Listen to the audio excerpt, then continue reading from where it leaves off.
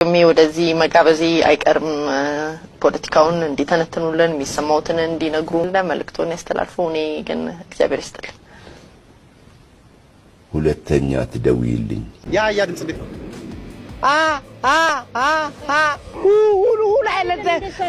ሁሉ አልደረሰም እሺ ምናልባት መጨረሻ የምታስተላልፈው መልእክት ካለ ነገርኩሽ ሶስት ኮንተም ደርቤ ማድረግ እችላለሁ የፈለኩን ማለት ነው አለ ኮንተም ደግሞ መጠቀም በራሱ ጊዜ በሽታ ተፈጠረ ማለት ነው አመሰግናለሁ በአድዋ ጦርነት ጊዜ ኢትዮጵያ ከማን ጋር ነበር የተዋጋችው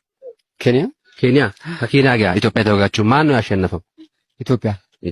የወንድም አባት ላንተ ምንክ ነው አጎቴ